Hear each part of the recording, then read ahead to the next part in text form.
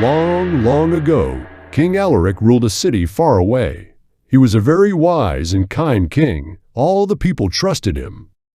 The city's only water was a deep well. The water was fresh and clear. The king and all his people drank from it. One dark night, the king's enemies sent a witch. Her name was Vespera. She put poison in the city's well. Watchman Silas saw the witch leave. He ran fast to tell the king's consul, Valerius.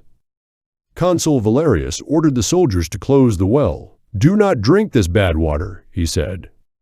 However, some people had already drunk the water. Now they were acting very strange. They were mad. They were very crazy. King Alaric called for Consul Valerius. "Is the bad news true?" he asked. Valerius nodded. "Yes, king."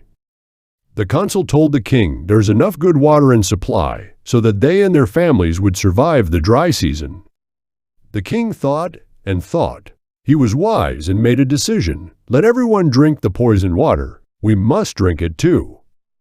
"But we will all go mad," cried Valerius. "We must be one with our people," the king answered. "But we will do one more thing." The king said, "We will burn Alarics on our foreheads. When we meet each other, the Alarics will remind us we are all mad." Think about it. What does this story mean to you? The end.